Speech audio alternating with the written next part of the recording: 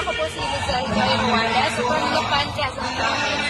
And nandito po kami ngayon sa Pilipinas para mag-participate sa 3 days rally na isinasagawa po ng Iglesia ni Cristo. As bilang po miyembro ng Iglesia ni Cristo, Binababalaan namin, pumunta kayo sa pwesto nyo, wag dito. Gusto naming maging mapayapa at gusto naming ipaabot sa gobyerno na wag silang manggulo.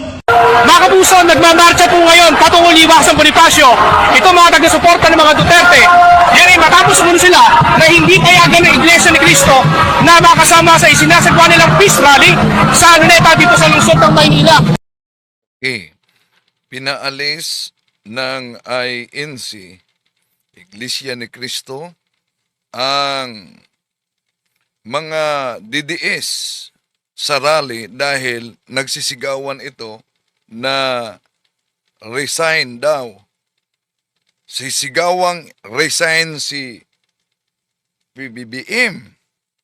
Pero, nang nagsimula sila sa rally, akala natin for accountability. Pero ilan sa mga naging speakers, maliban ni Senador Rodante Marcoleta, na meron ba siyang accountability sa kaniyang susi na contradict sa kaniyang salin, at meron na siyang show-cause order ngayon sa Commission on Election. Nagsalita din si Chavit Singson na may patong-patong na kaso sa ombudsman. Di ba? And then, ang nakapagtataka, bigla nilang pinutol ang naka-skedyong 3 araw matapos nagsalita at binanatan ni Senador Jaime Marcos ang kapatid na si Pangulong Bongbong Marcos. May mga nagsabi na hindi kami nabigla sa kanyang ginawa. Matagal na yan na isyu. Panahon pa yan ni Pangulong Rodrigo Duterte. Yes. Matagal na yan na isyu. Pero sa pahayag niyang batid niya, ang tanong, bakit ngayon lang siya umarap sa publiko at isa publiko yan? Di ba? Yung nalaman niya pagkatapos di niya isinapubliko noon, hindi ba yon pambubudol? Kung nabudol ang karamihan na may kaugnayan sa politiko, lalo nang may pambubudol sa relihiyon, tatalakayin natin ito.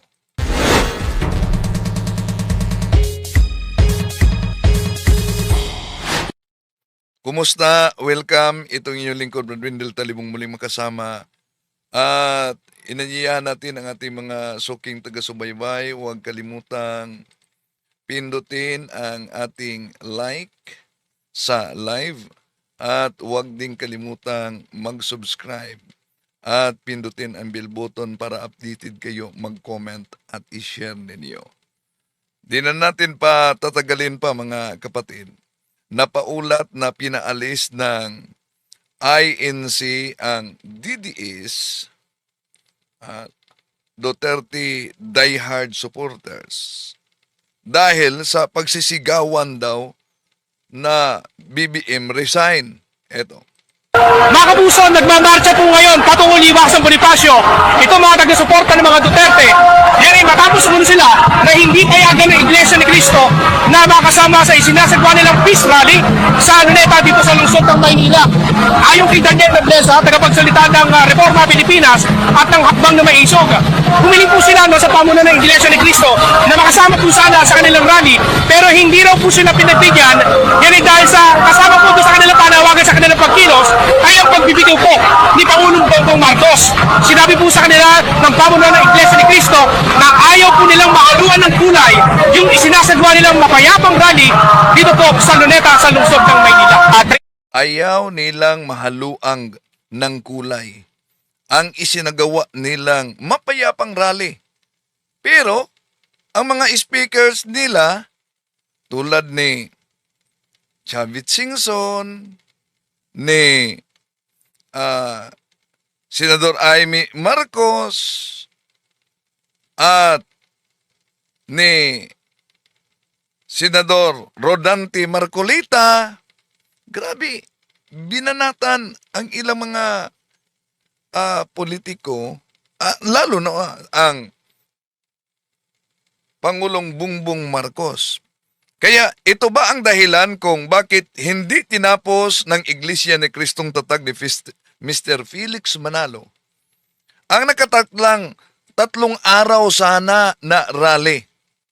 Pero 2 araw lang matapos binanatan ni Senador Amy Marcos ang kapatid na si Pangulong Bongbong Marcos na umano'y batid niya na noon pa man gumagamit ng droga. At hindi lang yan. Pati ang mga kapamilya nito, binanatan pa din. Batid ko na nagda-drug siya. Nalaman ko at ng pamilya. Nalaman ng pamilya. Seryoso ito. Minsan, kami ng Presidential Guard at Metro Gompa ang naglilinis tuwing nagpa-party po sila.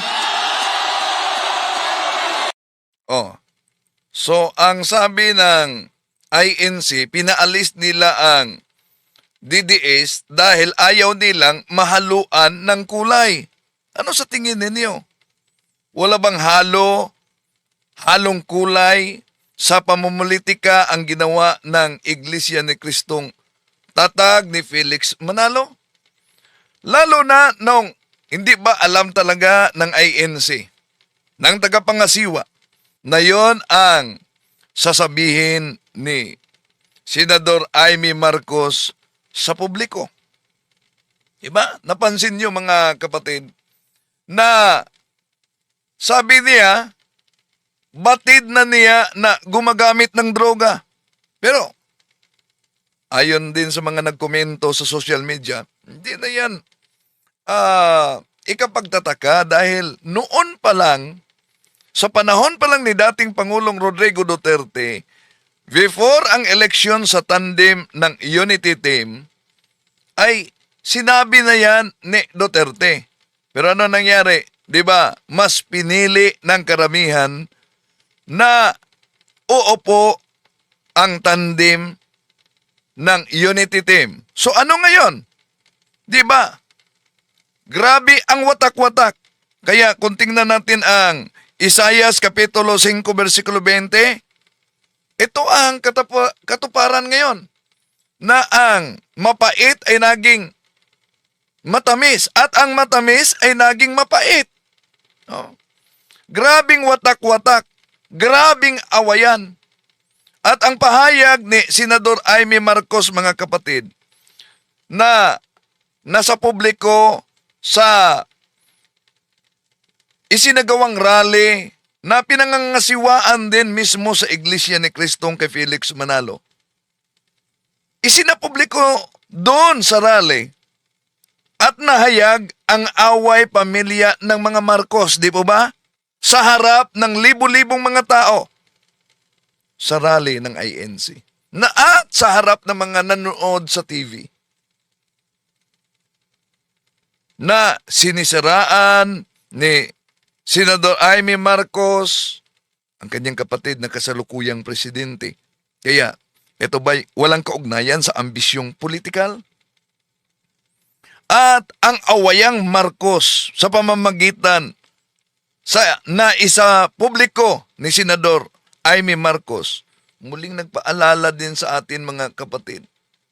Ang nangyaring awayan sa pamilyang Manalo. Diba? Sa Iglesia ni Cristo.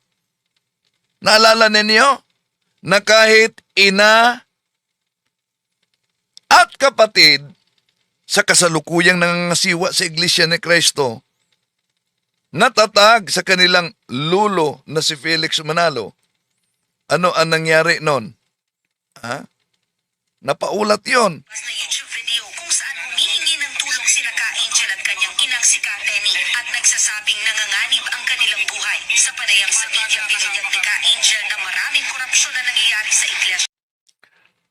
Hanggang may pag-endorso sa mga politiko, posible mga kapatid, hindi din mawawala yung tinatawag na korupsyon.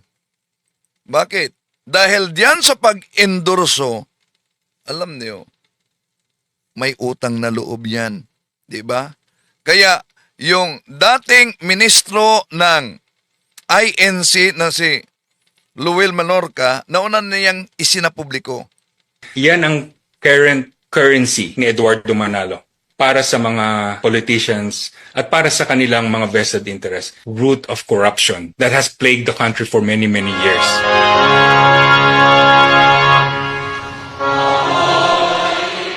Because of the block voting of the church, it opened the door for unscrupulous people to exploit the unity of the unsuspecting church members.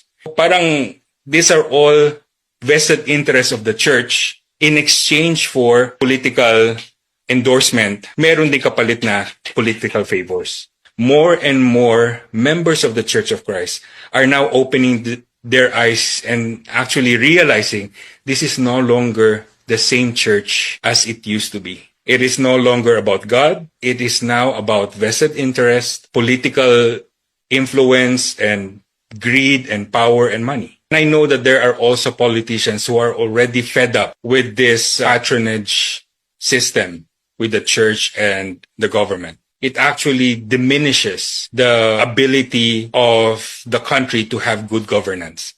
I know that there are some people who wants change, who wants to expose the truth so that it will not be abused. This root of corruption that has plagued the country for many, many years.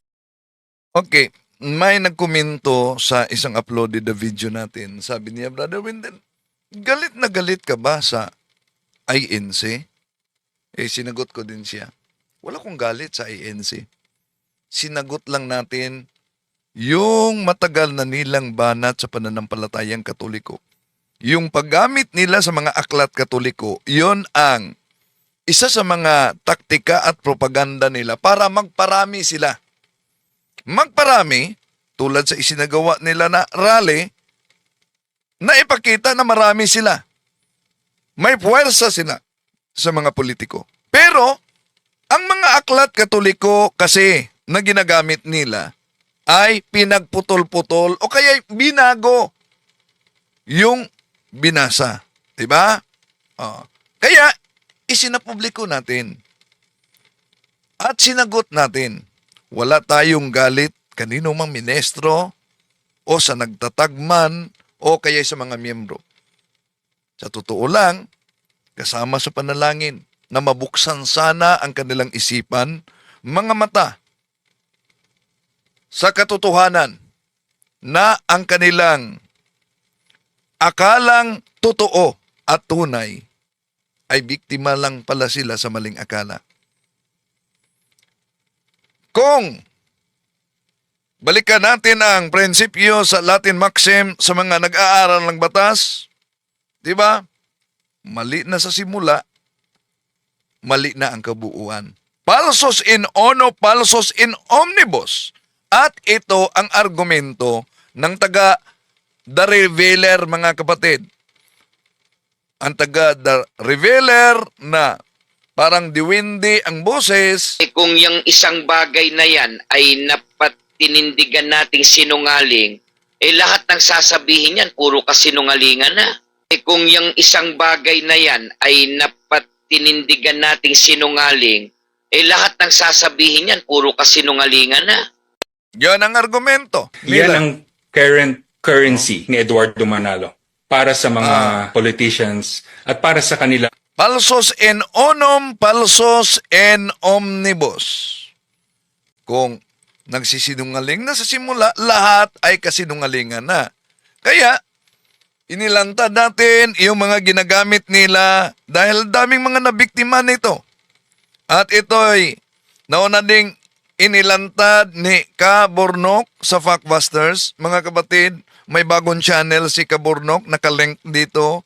Inaniyahan ko kayong mag-subscribe dahil inaatake, nahack ang kanyang channel at binura. Kaya nagsimula si Kabornok sa Factbusters PH ngayon at ako'y nakiusap sa inyo, bibisitahin ninyo, i-subscribe na sa link dyan si Factbuster dahil lantad na lantad tulad nito. Pakinggan ninyo paano minagic ang mga aklat Katoliko. Po sa page 36, ganito nakasulat.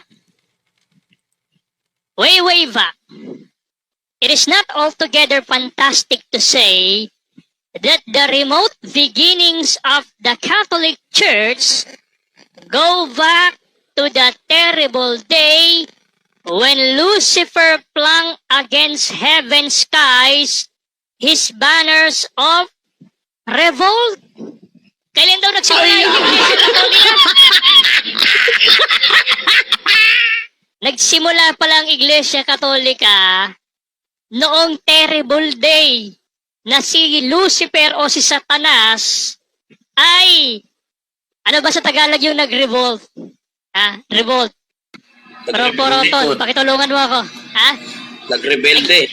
Nagrebelde o naghimagsik? Oh, come on, Jared. Iyon pala. Sa ating episode ngayon, ating tatalakayin itong pahayag ng mga taga-The Revealers, Panoorin muna natin yung isang referensya na kanilang binasa. Ito naman po sa page 36, ganito nakasulat. Way back.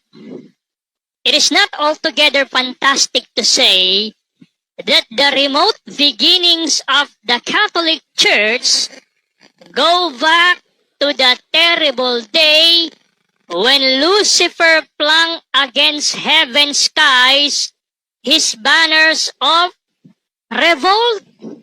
Kailan daw nagsimula yung Iglesia Katolika?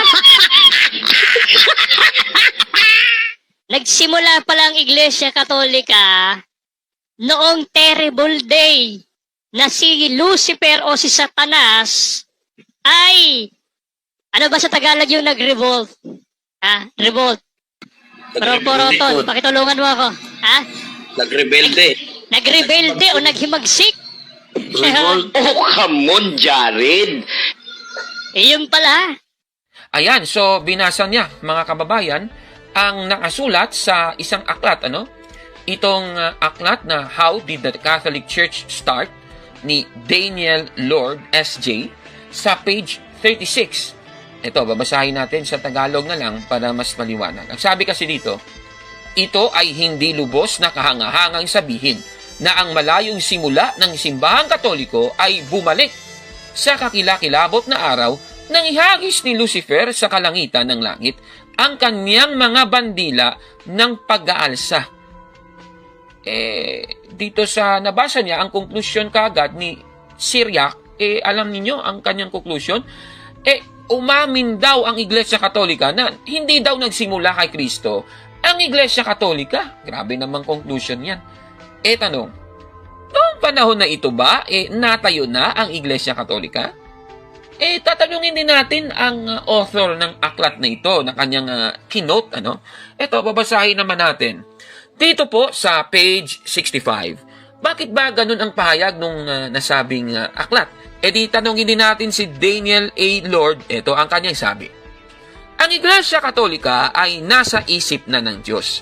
Noong ang paghihimagsik ni Lucifer ang nagpahati sa makalangit na populasyon at nag-iwan ng espasyo para sa paglikha ng sangkatauhan. Ibig sabihin, literally, hindi pa siya nag-i-exist.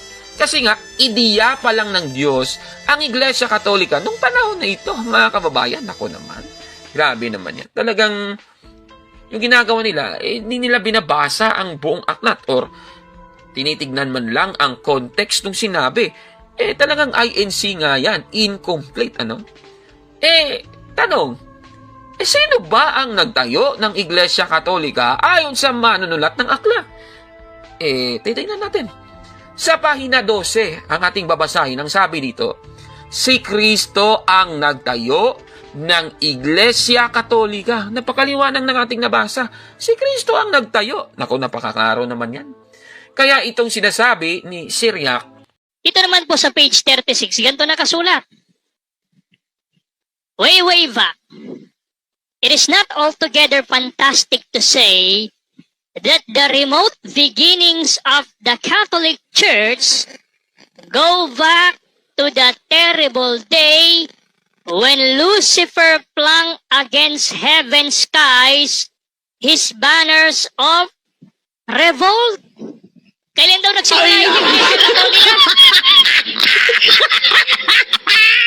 Nagsimula pala ang Iglesia Katolika noong terrible day na si Lucifer o si Satanas ay, ano ba sa Tagalog yung nag-revolt? Ha? Revolt. Poroton, pakitulungan mo ako. Ha? Nagrebelde. Nagrebelde o naghimagsik? Oh, come on, Jared. Iyon pala. Nako, ang masasabi ni Kaburnok, palpak na naman yan. Busted! Yan! Nako, mali po yan. Mga kababayan. Ano ba ang masaklap dito? Uulitin nga natin. Ang sabi sa Ingles, it is not altogether fantastic to say that the remote beginnings of the Catholic Church go back to the terrible day when Lucifer flung against heaven's skies his banners of revolt. Pansinin nito, ano? It is not altogether fantastic to say. Tapos yung nasa gitna, go back to the terrible day. Yan pansinin yan Okay. Naalala ko yung debate ni Ramil Parba at ni Brother Wendell Talibong na naganap sa Bohol Cultural Center sa Tagbilaran City noong August 5, 2006. Ayan nakikita nyo po yan. At grabe yung debating ito, napaka-controversial. At sa nasabing debating ito, may binasa po si Ramil Parba na isang aklat na familiar talaga sa atin. Eto panoorin natin. At sa inyong libro, gusto na po, they altogether fantastic to say that the remote beginning of the Catholic Church go back to the horrible day when Lucifer, yung yawa, flung against heaven. Mati Master Mike. Yan So, nakita ninyo yung kanyang binasa. Ayon po sa kanya, yung pagbasa niya, ayan, nagbabasa ng aklat yan, sabi pa, they altogether fantastic to say daw. Yan ang kanyang sinabi, di ba? Mukhang may magic na nangyari dito. Kasi sa totoo, ang nakasulat talaga, it is not altogether fantastic to say. Hindi nga pwedeng sabihin, hindi nga fantastic na sabihin. Yan ang sinasabi ng aklat. Yung kanyang pinapalabas, itong si Ramil Parba, they all together daw. Naku naman, kakaiba naman to. Tapos ang sabi pa, of the Catholic Church, go back to the horrible day. Horrible day daw yun. Sa aklat, terrible day. Naku naman, minagic naman nila ito. At ang magpapatunay na talagang mali si Ramil Parba ay mismong taga The Revealers. Ito, panoorin natin. It is not altogether fantastic to say that the remote beginnings of the Catholic Church go back to the terrible day when Lucifer flung against heaven's skies his banners of revolt. Talagang INC nga. Nako naman, inconsistent. Nako naman, double standard pa yan. At ang double standard, kaimpokrituhan po yan. Galit ang Diyos dyan. Kawikaan 20:23. At dahil sa kasinungalingang ito, ano ba ang sabi ng The Revealers tungkol sa kasinungalingang ito? Ito panoorin natin. Kung yung isang bagay na yan ay napatinindigan nating sinungaling, lahat ng sasabihin yan, puro kasinungalingan na. Kung yung isang bagay na yan ay napatinindigan nating sinungaling, lahat ng sasabihin yan, puro kasinungalingan na. Kung yung isang bagay na yan ay napatinindigan nating sinungaling, lahat ng sasabihin yan, puro kasinungalingan na. Nako, talagang kawawa talaga ang mga taga The Revealers at ang ministro ni Manalo. Puro palpak, Ang lumalabas, ang kapalpakan ni Ramil Parba, binuking ng mga taga The Revealers. Nako naman, talagang kawawa. Maniniwala ba kayo sa dalawang ito? Nako naman, mukhang talagang palpak, puro mga sinungaling ang mga ministro ni Manalo, pati yung mga taga The Revealers. Nako naman, kawawa naman sila. Nako, sasama ba kayo sa kanila? Nako, kung ako, wag na po kayong sumali sa iglesia nila. Kasi, INC nga, inconsistent. Nako naman, Ano pong masasabi ninyo sa ating episode ngayon? Comment down below mga kapatid. At kung like mo ang video na ito, ismash ang like button at mag-subscribe sa ating YouTube channel, Factbusters PH kaya. Huwag maniwala sa sabi-sabi. I-check mo na kung fact nga talaga. Hanggang sa susunod na episode, ako po si Kaborno. At ito ang Factbusters! Mga kapatid, magandang araw po at kapayapaan ay maghari sa ating isipan at sa ating puso. At follow and subscribe, Factbuster PH at The Beloved Catholic sa Facebook page ni Kaburnok. At abangan nyo si Kaburnok, no?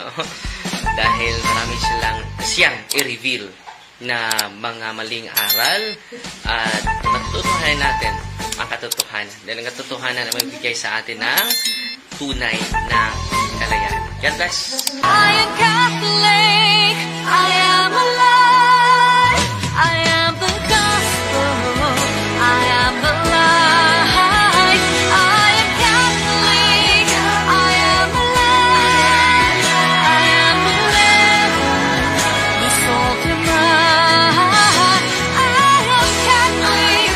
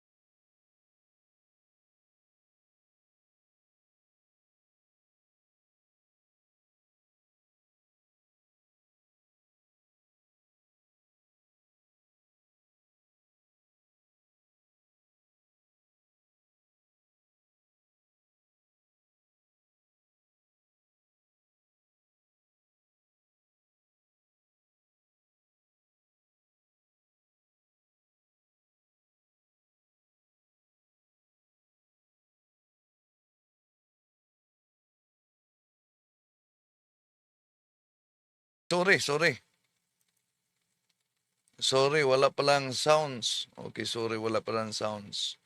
Oh. So, inaniyahan namin kayo mga kapatid na subaybay sa kay Factbusters PH, kay Kabornok. No? Dahil nahak siya. Okay, pasok na tayo sa punto por punto sa pagkakataong ito. Okay?